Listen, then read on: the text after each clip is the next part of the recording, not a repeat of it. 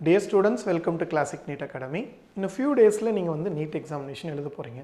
அது வந்து physicsல ஒரு சின்ன analysis பண்ணி பார்க்கும்போது last few years வந்து NEET examinationோட analysis பண்ணி பார்க்கும்போது theory questions வந்து மேஜர் ரோல் ப்ளே பண்ணுது. தியரி கொஸ்டின்ஸ்னு என்ன, கிராஃபிக்கல் கொஸ்டின்ஸு, அதுக்கப்புறம் ஸ்டேட்மெண்ட் கொஸ்டின்ஸு, அசஸ் ரீசனிங்கு, அதாவது சிங்கிள் தியரி, அதாவது 4 ஆப்ஷன் இருக்கிற தியரி கொஸ்டின்ஸு, அதுக்கப்புறம் மேட்ச், இதெல்லாம் வந்து பெரிய ரோல் ப்ளே பண்ணுது. அதுதான் ரேங்கை பூஸ்ட் பண்ணுறதுக்கும். அப்போ இந்த நம்ம ஃபியூ டேஸில் வந்து என்னென்னா எவ்ரிடே வந்து ஃபியூ கொஸ்டின்ஸ், அட்லீஸ்ட் 3 to 4 கொஸ்டின்ஸ் வந்து வில் see it பார்க்கலாம். இப்போது நம்ம பார்க்க போகிறது நீட் ஃபிசிக்ஸோட rank booster only theoretical questions. ஓகேவா, கிராஃபிக்கல் கொஸ்டின்ஸ் அந்த மாதிரி கொஸ்டின்ஸ் பார்க்கலாமா? பார்க்கலாம். த ஃபர்ஸ்ட் கொஸ்டின் பாருங்கள். You can just see that. இந்த கொஸ்டின் படித்து பார்க்கலாம். A stretched string of radius R, ஒரு ஸ்ட்ரிங்கு அதோட radius R vibrates with fundamental frequency. ஒரு stretched string vibrates with fundamental ஃப்ரீக்வன்சின்ட்டான். The best possible variation of its fundamental frequency with radius. அதாவது frequency எப்படி radius vary ஆகிறதுனால vary ஆகுது, அதுக்கு என்ன graph, keeping all the parameters are constant, மீதி எல்லா பேராமீட்டரும் constant அப்படின்ட்டான். சரியா? இப்போ வந்து இதை பார்க்கும்போது you should understand the few things. என்ன சார் ஃபியூ திங்ஸ் அப்படின்னு பார்த்தீங்கன்னா, ஃபஸ்ட்டு கேஸில் இப்போ நம்ம ஒய்க்கும் எக்ஸுக்கும் தான் கிராஃப் வரைய போகிறோம். We can see that Y and எக்ஸுக்கு கிராஃப் வரைய போகிறோம்.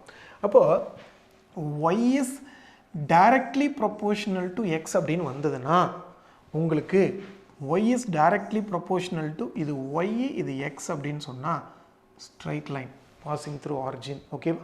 அதே மாதிரி Y is inversely proportional to X அப்படின்னு வந்ததுன்னா ஓகேவா, என்னென்னா கிராஃப் வரையும் பொழுது உங்களுக்கு இது ஒய் ஆக்சிஸ் இது எக்ஸ் ஆக்சிஸ்னால் ரெக்டாங்குலர் ஹைப்பர்போலா வரும்.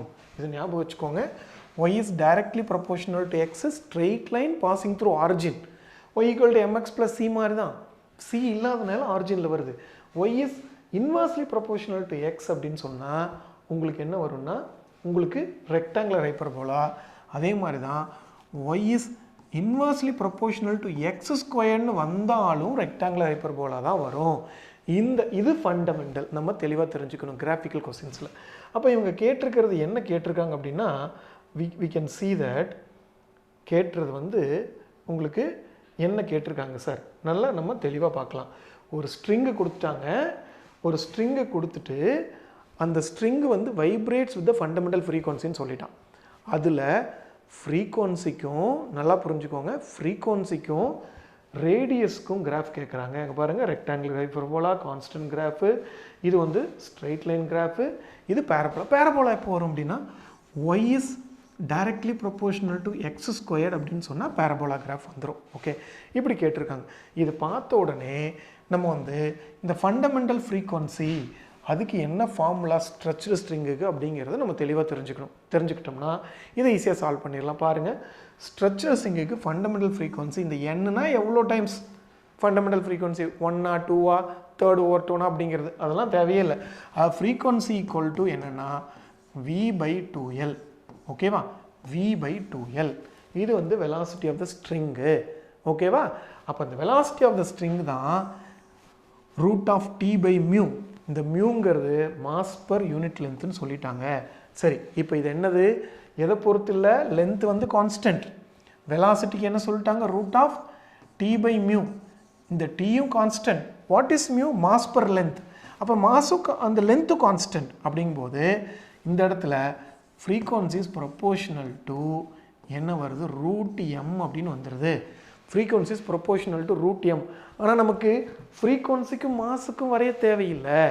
நல்லா புரிஞ்சுக்கணும். எதுக்கு வரையணும், ஃப்ரீக்வன்சிக்கும் எது ரேடியஸுக்கும். ரேடியஸ் வேரியாக ஃப்ரீக்வன்சி எப்படி மாறுதுங்கிறத நம்ம கிராஃப் தேவை. ஓகேவா? அப்போ நம்ம என்ன பண்ணணும், தென் பார்க்கும்பொழுது இந்த மாஸ்னால் என்னப்பா இந்த இடத்துல 1 density into volume. Density also constant. பார்த்துக்கோங்க, டென்சிட்டி இன்ட்டு வால்யூம். அப்போ டென்சிட்டி ஆல்சோ கான்ஸ்டன்ட். வால்யூம் என்னப்பா வரும், proportional to root of. Volume என்னது, வால்யூம் உங்களுக்கு வந்து என்னது, ஏரியா இன்ட்டு லென்த்து. அப்போது ஒரு ஸ்ட்ரிங்கோட ஏரியா, அப்போ ஏரியா இன்ட்டு லென்த்து. இப்போ ஏரியா என்ன வரும், πr² இன்ட்டு லென்த்து. இந்த இடத்துல pi also constant, length also constant. ஏன்னா ஆல் பேராமீட்டர் கான்ஸ்டன்ட்ஸ் நான் ரேடியஸ் தவிர, ரேடியஸ் மட்டும்தான் வேரி ஆகுது. அப்போது என்ன வருது பார்த்தீங்கன்னா, frequency is inversely proportional to R squared. அப்போது இன்வர்ஸ்லி ப்ரப்போர்ஷனல் டு ஆர் இது எப்படி வந்துடுது, Y is inversely proportional to R அப்படின்னு வந்துடுது.